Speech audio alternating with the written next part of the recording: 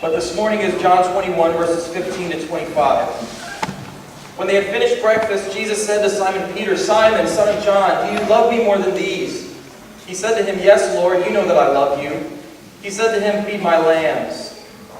He said to him a second time, "Simon, son of John, do you love me?" He said to him, "Yes, Lord, you know that I love you." He said to him, "Tend my sheep." He said to him the third time, "Simon, son of John, do you love me?" Peter was grieved because he said to him the third time, "Do you love me?" And he said to him, "Lord, you know everything. You know that I love you." Jesus said to him, "Feed my sheep. Truly, truly, I say to you, when you were young, you used to dress yourself and walk wherever you wanted, but when you are old, you will stretch out your hands, and another will dress you and carry you where you do not want to go." This he said to show by what kind of death he was to glorify God. And after saying this, he said to him, "Follow me." Peter turned and saw the disciple whom Jesus loved following them, the one who had been reclining at table close to him, and had said, "Lord, who is it that is going to betray you?" When Peter saw him, he said to Jesus, "Lord, what about this man?" Jesus said to him, "If it is my will that he remain until I come, what is that to you? You follow me."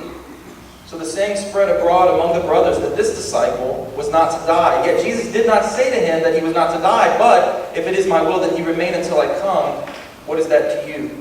This is the disciple who is bearing witness about these things, and who has written these things, and we know that his testimony is true.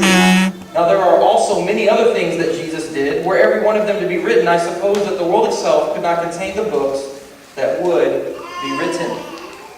I believe that this passage breaks down into three different segments, and we're going to be looking at those three different segments in order. So first, the first point of this morning's message is Peter's threefold reinstatement. And we read about this in verses 15 through 17. Peter's threefold reinstatement. It's in verses 15 to 17 that we read, Jesus asks Peter 3 times, "Do you love me?" And 3 times Peter answers in the affirmative. And I believe that the 3 times that Jesus is asking Peter, "Do you love me?" match the 3 times that Peter had denied Jesus just a few weeks ago at this point. And so essentially what Jesus is doing here with Peter is reinstating him. That Peter, really some of the last action Peter had in his gospel ministry was to deny Jesus. And so here Jesus is reinstating Peter into fruitful and effective gospel ministry. Now the first question Jesus asks him is, "Simon, son of John, do you love me more than these?" Now the more than these is indeterminate. It's not exactly clear what Jesus is referring to when he says more than these. There's 3 options that Jesus could be referring to. He's saying, "Peter, do you love me more than these fish that you just caught?" In other words, do you love me more than your career? Do you love me more than all the money you could make as a fisherman? Do you love me more than the success of fishing? That's one option. Another option is to say, "Peter, do you love me more than these disciples? Do you love me more than you love John? Do you love me more than you love Thomas? Do you love me more than you love these other 6 guys who are here having breakfast with us?" Or it could be, "Jesus, do you love me more than these guys love me? Do you love me more than these?" And I believe that it is hard to tell, but I do believe it's the last option. I do believe that what Jesus is asking Peter is, "Peter, do you love me more than these guys love me?" In other words, what he's asking Peter is, "Peter, are you willing to pay whatever price is asked of you for what I'm going to call you to do?" And Peter answers in the affirmative, and he says, "Yes, Lord, you know that I love you." Now, as we think of this passage, often we spend most of our time focusing on the interplay between the different words for love. And we should know that when Jesus asks Peter, "Do you love me?" he uses a certain Greek word for love, and that every time Peter responds by using a different Greek word for love. So, first Jesus says, "Peter, do you agape me? Do you love me with an agape kind of love?" And Peter responds by saying, "Yes, Lord, I phileo love you. I love you with a different kind of word." And then the third time Jesus asks Peter, he then uses Peter's word, and then Peter responds with the same word. So Peter is always responding in the same way. He's saying, "Yes, Lord, I love you with a phileo kind of love," which is more of a friendship kind of love. And it's an intimate kind of love. It's the love. Jesus refers to the love he has for the Father with that. It's not as if it can't be used for loving God, but it is more of a fraternal, relational kind of love. Whereas agape, as we know, is more of an unconditional kind of love. It's a divine kind of love. But often we spend most of our time focusing on the interplay between those 2 different words for love, or when we focus on this passage, we're looking back. And we say, well, this is a reinstatement from Peter's denial. And so we'll take this breakfast conversation that Jesus is having with Peter, and our perspective is the breakfast, obviously, where he's having the conversation, but then also all the baggage that comes from the back end of the story, which is Peter's denial. But really what we need to understand is this is a reinstatement for Peter to future effective gospel ministry. And that I'm sure for each one of us, when we think about Peter's life after this breakfast, we don't think about his denial. We don't think, well, that's Peter, the one who denied Jesus 3 times. We think, oh, that's Peter, the really bold preacher at Pentecost, the one who was instrumental in helping found the church. And so as we look at this conversation, I also want us to consider that there's a future element to this conversation because Peter is being reinstated to future, effective, and fruitful ministry. The Lord will not hold against him his shortcomings. After dealing with the sin, and surely all sin must be dealt with, right? So Jesus is not like Jesus glosses over what Peter did. The third time when Jesus asked him, do you love me? It says Peter was grieved. Peter was pained. It hurt Peter when he heard that question for the third time because Peter then knew exactly what was going on. That it was matching his threefold denial. So Jesus is dealing with the sin that Peter committed in denying him 3 times. But after dealing with the sin, Peter is free to move forward. He no longer needs to be hounded by the failure of that Thursday night. That Thursday night, those horrible 3 hours, those horrible 6 hours, or however long it was, do not need to characterize Peter's life anymore after this.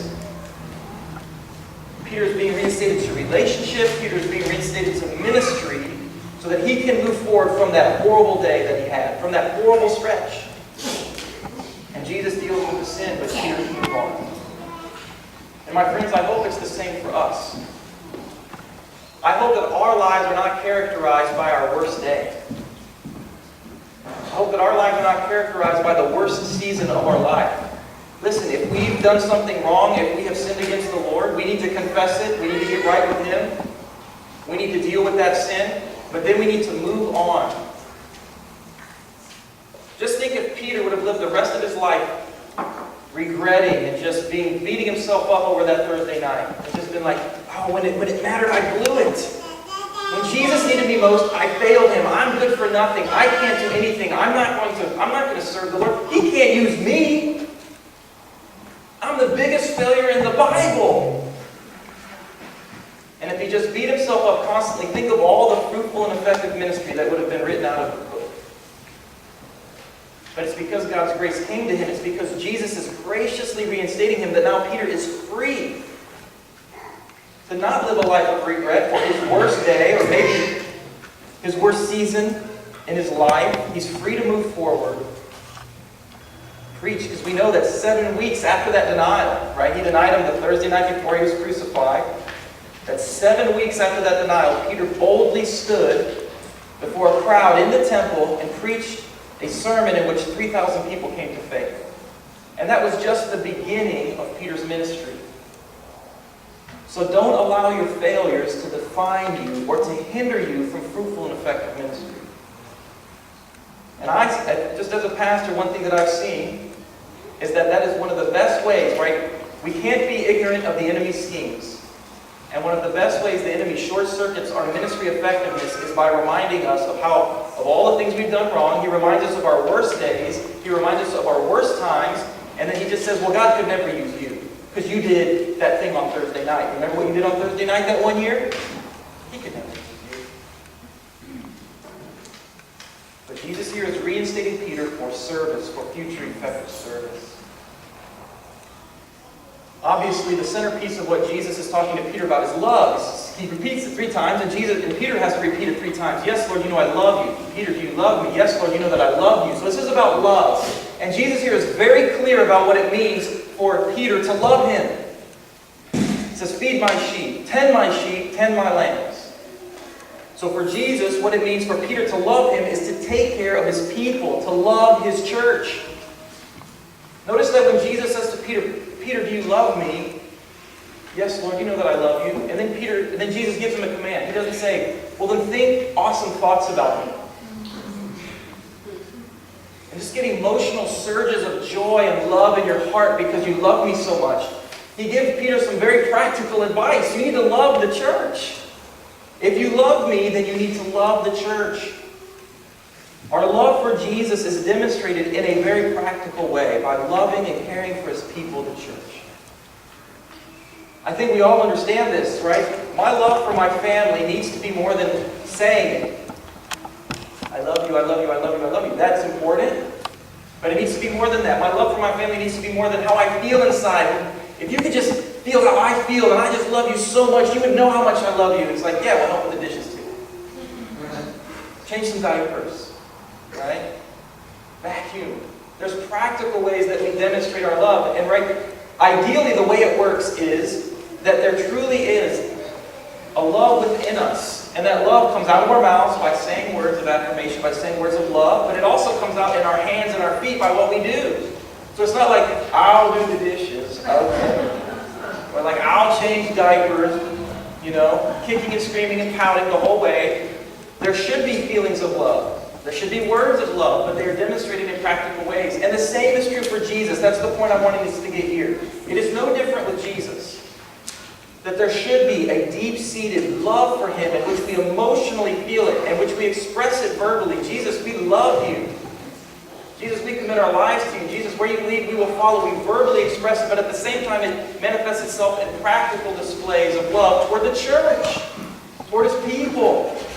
And we talked about this a little bit last week. Some of the ways that we can practically display this love. We can make meals, right? We've already talked about Lucy. This is one very practical way that we can display love for people when they're in a position of vulnerability or weakness, right? I mean, we make meals for families who've just had babies. We make meals for people who've had a loved one die in their family. We make meals for those who've had surgery. This is one way we can express that love. And we need to understand that by doing it, we are loving Jesus. We are confessing in a nonverbal way our love for Jesus. We could stop by for a visit.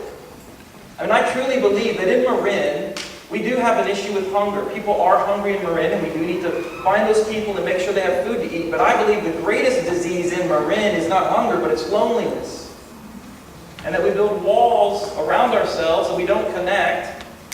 And I hope that this church not only meets people's physical hunger needs, but then this church is also at connecting with people and meeting their emotional needs, so that loneliness would be a disease that we eradicate from Red Hill Church and from Calvary North Bay and from the church in general, and that eradication spills out over into the community, and that we're known as people who are going to stop by, knock on doors, just to say hi, just to touch someone's hand for a minute. This is how we display our love for Jesus. We talked last week about how the young people, you have a job in this. You can make cards. You can go meet somebody. Like I said, it means so much when someone who's young comes up to you and just says, hey, what's your name? I'm going to make you a card. And then you make them a card and you give it to them. It's a powerful ministry. Invest in your teaching. This is another way we can display our love for Jesus, is by investing in our teaching. If you're a Sunday school teacher, you're teaching up here at the pulpit. Wherever you are, you're investing in your teaching. That's you demonstrating your love for Jesus. Those hours you spend reading the book and planning out what you're going to say and putting it in the order that it's going to go. That is a love poem to Jesus.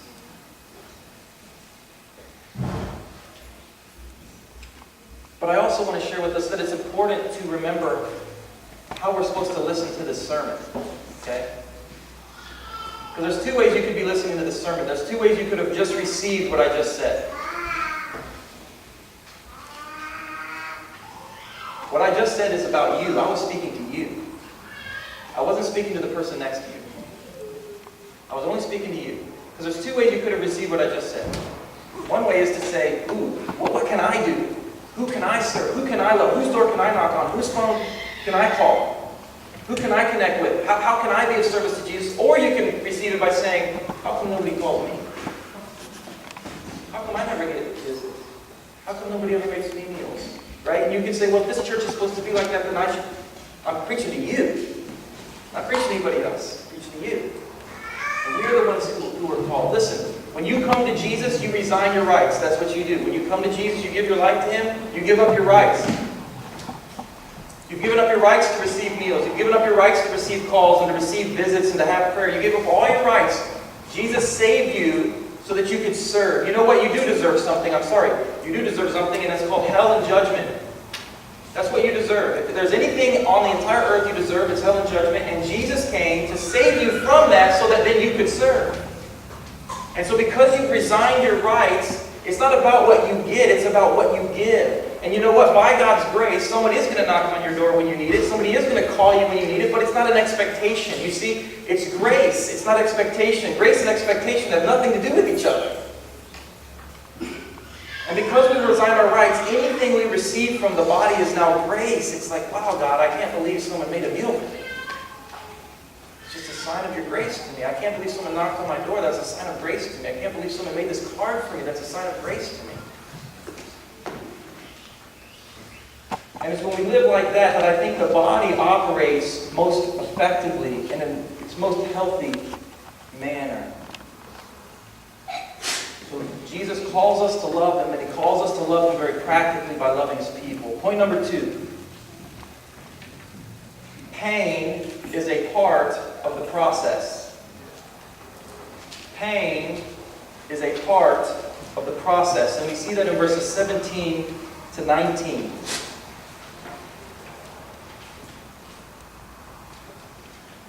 Peter unmistakably and clearly hears the voice of Jesus in his life. We talked last week a little bit about how sometimes it can be hard to hear the voice of Jesus. It can be hard to know what He's saying to us in a moment or at a time and to be able to follow Him. And I want us to notice that Peter unmistakably and clearly hears the voice of Jesus. So there's no mistaking. Peter doesn't have to clean out his ears, and say, Jesus, can you repeat that? He unmistakably and clearly hears the voice of Jesus. And what he hears Him saying is that your life will be characterized by pain and suffering and ultimately martyrdom. You will die. This reminds us that pain is a part of the process. I know that when we enter into situations in which we suffer, in which we hurt, in which there's pain, in which there is loss, our first reaction is often, Lord, what went wrong? Where did I miss you? How come I'm not hearing you correctly? Why am I in this such difficult situation? But we have to remind ourselves that pain is a part of the process.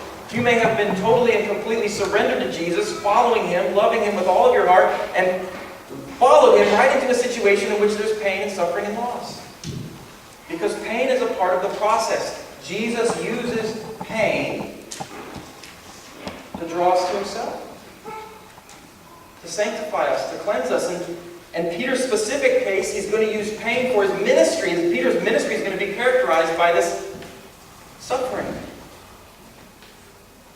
I mean, it starts in verse 17. He said to him the third time, Simon, son of John, do you love me? Literally, it says Peter was pained. My translation says Peter was grieved, but literally it says Peter was pained. Peter experienced pain because of what Jesus said to him the third time. And then after that, Jesus doesn't let up. Jesus keeps his foot on the gas here a little bit. He says, Lord, you truly know everything. You know that I love you. Jesus said to him, feed my sheep. Truly, truly, I say to you, when you were young, you used to dress yourself and walk wherever you wanted. But when you are old, you will stretch out your hands, which is the way that crucifixion was described in all literature, whether it was Latin or Greek literature, to stretch out your hands, meant to be crucified. So you will stretch out your hands, and another will dress you and carry you where you do not want to go. This he said to show by what kind of death he was to glorify God. So that's a parenthetical comment saying Jesus was very clear about the way that Peter was going to die, and that it was going to be by crucifixion. And after saying this, he said to him, follow me. So follow me into this place, Peter. Peter, you are not hearing me wrong. You are hearing me exactly right. And I'm calling you to follow me into a place of suffering. It was a part of Peter's process, and it is a part of our process. James chapter 1, verse 2 says, to count it all joy. That word count it's an accounting term. So literally it could be translated, account it all joy. So as you're keeping the ledger of your life, profits and losses, good things and bad things, it's saying when you experience trials, that goes on the good side. That goes on the profit side. That goes on the healthy side of your life. So consider it, account it, pure joy, my brothers, when you experience different trials in your life. Hebrews 12 reminds us to not grow weary when we experience trials, because it's a sign to us that God is treating us as children. How do we know we've been adopted by God? Well, Hebrews 12 tells us it's because you experience trials. That no child does not experience discipline by their parents, and that when you experience trials, that's a sure sign. That's as if God took his megaphone out and said, "You are my son, you are my daughter." It's as if God tattooed it on our bodies. "You are my child, you are mine." Because that's a part of the process. This discipline, this trial is a part of the process. And Paul in Romans 5, he says that trials work in us the kind of character that we want. And this character is worth more than anything this world has to offer. It's worth more than gold. It produces patience, and patience produces perseverance, and perseverance produces hope, and hope will not disappoint. Your income will disappoint. Every relationship you have will ultimately not be able to satisfy and fulfill you, but the hope that we have in Christ, that's the one that won't disappoint. That's the one that gives its true return. So that's why James says to account it pure joy, to put it on the good side, the joyful side, the happy side of your life when you experience trials. Because that's the one that won't disappoint. Trials are trials. And they're testing the purity of your faith, while at the same time refining it. And truly, whether you realize this yet or not, the most precious thing you have in your life right now is your faith in Jesus. Whether you realize it or not, that's the most precious thing. And so trials are good and precious in your life because they're refining, they're making more pure the most precious thing you have in your life. Trials aren't testing your faith. Trials aren't testing to see if you have faith. You have faith, that's why you have trials. They're testing the purity of your faith. And so in that way, trials are like taking a shower. You know, if you go to the beach all day, and then you go home and take a shower, you know that the shower does two things for you. It cleanses you and it exposes you. Simultaneously, it is cleansing you and it is exposing you. So that when you get in the shower, it is cleansing off your body, but then when you look down at the ground, it's exposing. There's a lot of dirt and sand and stuff in there. And that's the way trials work. They refine us, they cleanse us, they are working something great in us, but they're also exposing us so that as we're experiencing these trials, we're like, ooh, I'm a little weak in this area of my faith. I don't handle financial pressure very well. God, I need to grow in this area. God, I don't treat people really well when I'm tired. And this is an area where I need to grow. And I see that when I meet this situation, that's what it's exposing us, but it's also refining us because it's there that we experience the growth, right? If we're never exposed, if we don't know where we're weak, then why are we going to grow in that area? If God never presses me financially to where I have to trust Him financially, how can I grow in that area? You see? And it's the trials that are allowing that growth to happen. And the pain in Peter's life, as I said, is tied directly to his calling. So Peter's calling, or Jesus is calling Peter to a life, and that life is going to be characterized by pain and suffering. And I believe that's why Jesus is asking him in the very beginning, Peter, do you love me more than these people love me? Because my calling in your life, Peter, is going to be challenging. And it's going to demand a lot from you. So do you love me more than these people love me? Because I'm going to ask a lot of you, Peter. And those who want to be used most in the kingdom must be willing to make great sacrifices.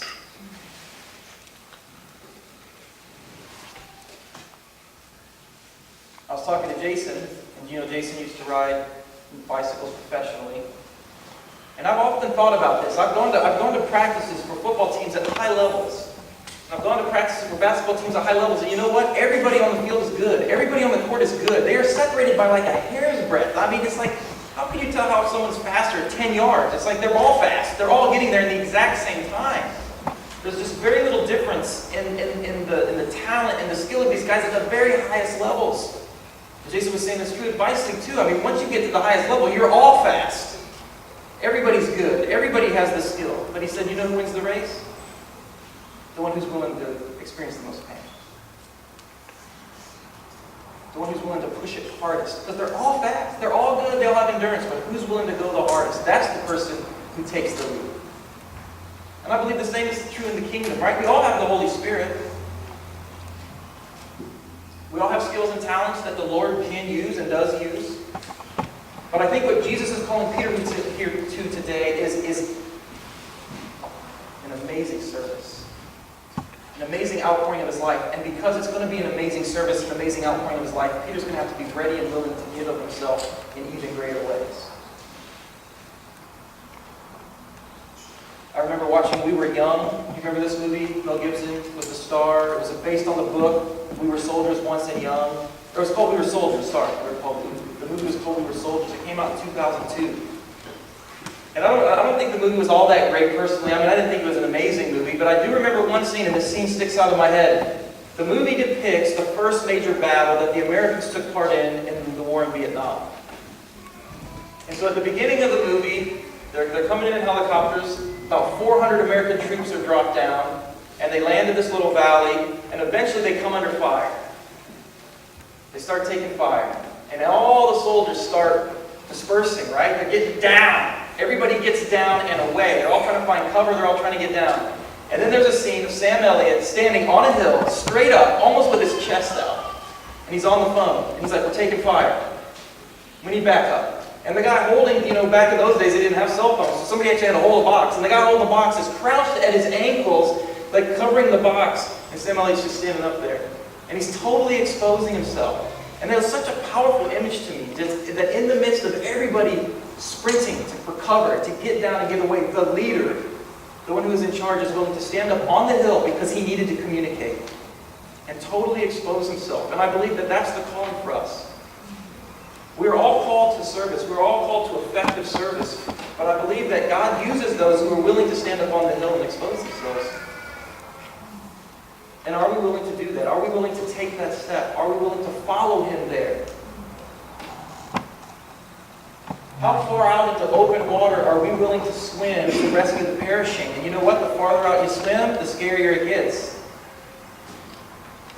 The more challenging it gets, the more painful it gets, the more suffering we experience. But how far out into open water are we willing to swim to rescue the perishing? Unless we think negatively about this calling, because it's sort of like, bummer, Peter drew the short stick, It's like, even Peter kind of recognizes it a little bit himself. He's like, hey, what about John? But even we can look at Peter sort of sympathetically and not be like, man, bummer for Peter. Sorry, it stinks about him. But unless we think negatively about this calling, Calvin, when he speaks of this passage, he says that Jesus adorns Peter with this calling. He crowns him with it. In front of the other disciples. He didn't do this privately. He did it in front of the other disciples, and he puts a crown on Peter's head, and it's this calling. And he says, Peter, Jesus describes, would become a very different type of soldier from what he had formerly shown himself to be. And that's how he's crowned with it. Because I'm sure in the disciples' minds, they're just remembering that Thursday night. Peter's going to be the tough guy. Peter's going to be the one who suffers most. Yeah, right. We see what happens when the pressure's put on. He's the first to fold. And Jesus, in front of the other disciples, crowns him. Says, you will be the one who gives the most. You will be the one who's poured out. Point number 3. Last point. Comparison is not a part of the process. Comparison is not a part of the process. Pain is a part of the process. That's point number 2. But comparison is not a part of the process. This comes from verses 20 to 25. After Jesus adorns him with this calling, Peter falls prey to the deadly disease of comparing himself to someone else. And it's a deadly disease because it will kill your joy and it will rob you of all the life God meant for you to experience that day. Jesus adorns Peter with the calling. Peter looks, sees John, he says, well, what about that guy? Does he get the same calling? Is he going to have to suffer as much as I suffer? Am I going to have to suffer more? He begins comparing himself to John. And Jesus responds and says, look, Peter, this is not a part of the process. That's not a question I'm going to answer. It's not a question you need to know the answer to. It's not a part of the process. Just leave it out of your mind. Whatever I call John to do is what I call John to do. What I call Peter to do is what I call Peter to do. And are you willing to follow me, Peter? And so for us, we must be reminded that comparison is not a part of the process. We need to cut out comparison from our vocabulary as believers. And let me tell you something. This is a battle we will fight every single day. Because it is so easy to compare. It is so easy to compare every single aspect of our lives with someone else's. It's easy to compare ourselves economically. Well, I went to school for a long time and I'm a good worker. How come they make more money than me? I work out, I do my best, I try to eat well. How come they're more healthy than me? How come they, have things that I don't have? How come their life is so much easier than my life? We can do this even in ministry. We can look at other people's callings. It's like, well, how did they get that job, doing that thing at that church with all those people? How come they're the one on TV? How come they're the one selling books? How come they're the one speaking at conferences? And how come I'm here? How come I'm teaching Sunday school? Right? How come I'm putting out pastries? Listen, when you compare, you need to know you have a deadly disease that will kill your joy and rob you of all the life that God would have for you that day. You know what Jesus was calling Peter to do? He was calling Peter to do what he was calling Peter to do. He was not calling Peter to do what he was calling John to do. And you know what he was calling John to do? He was calling John to do what he called John to do and not what he called Peter to do. And we all just have to just put on the blinkers, right? We have to have tunnel vision and just say, Jesus, where you lead, I will follow what you were calling me to do. That's what I will do. I will do it to the very best of my ability. And let me tell you, this is a fight. I don't know, we just naturally compare. It may not be for you, but it is for me. And I'm ready and willing to compare myself in every aspect of my life with anybody. And you know how easy it is to compare? Just go home on your computer, type in FACEBOOK.com.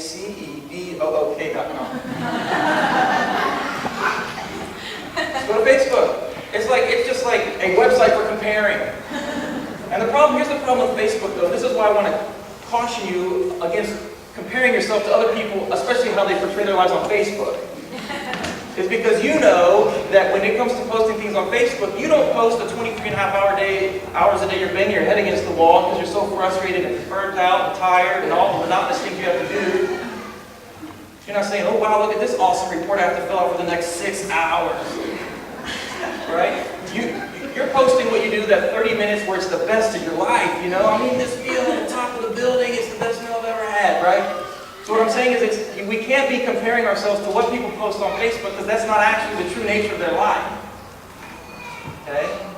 But regardless if we're doing it on Facebook or we're just doing it even because we see what they do or we know what they do, again, our understanding of what people are actually going through is often quite wrong.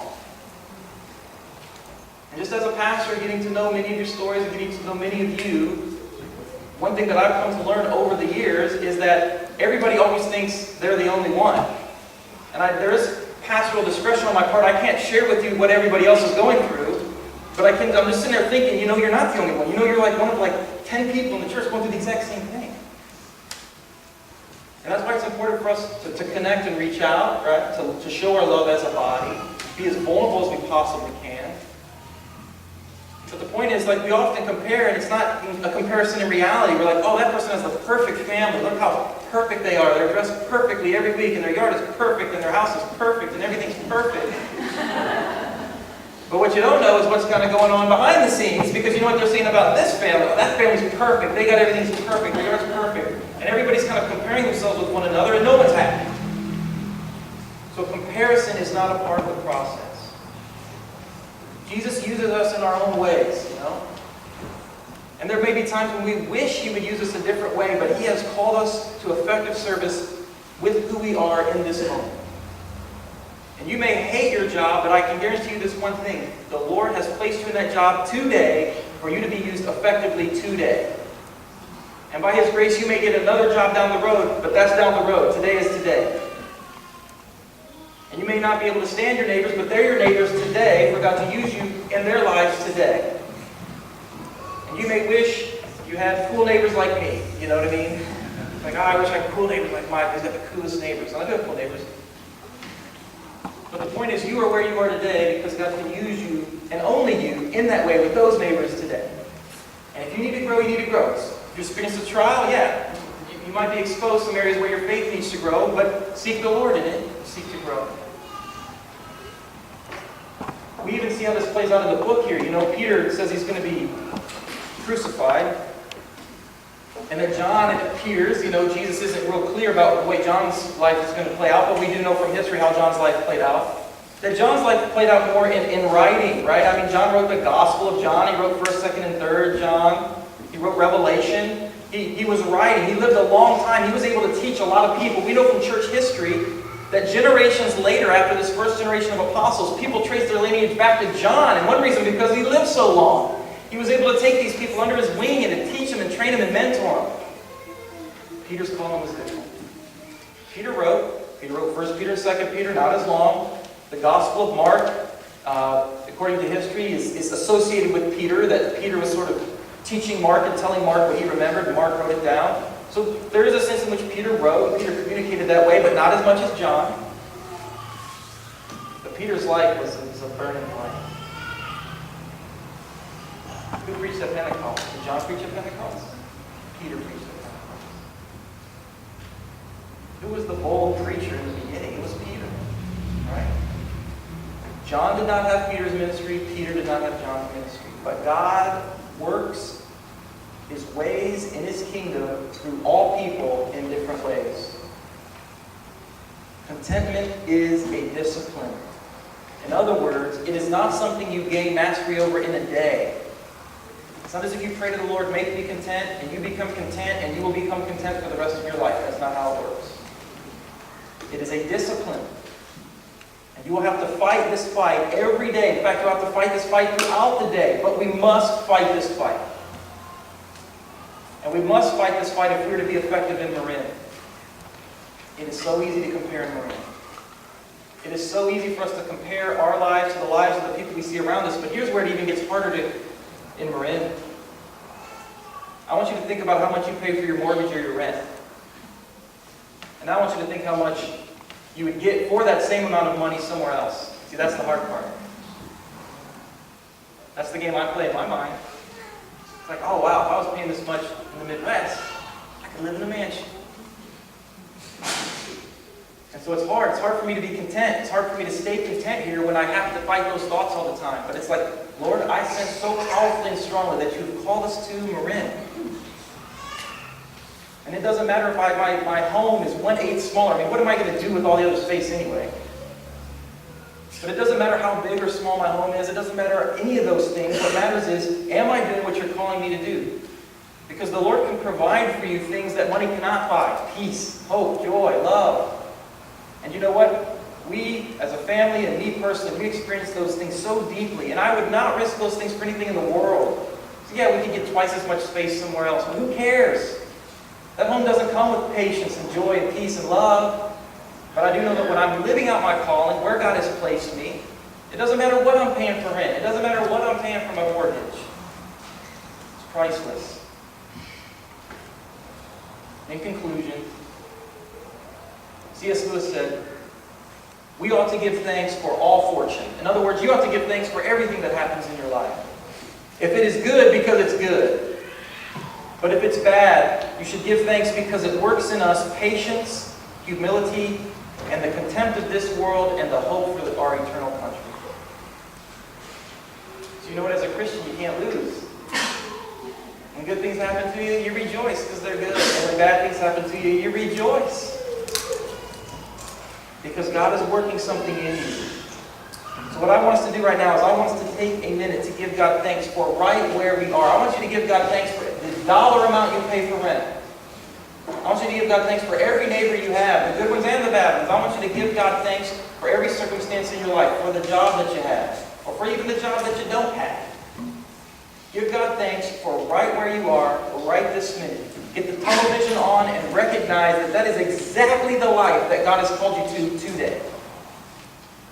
So let's bow our heads and do that, and then I will close this in a prayer. But let's do this individually now, this part of the service.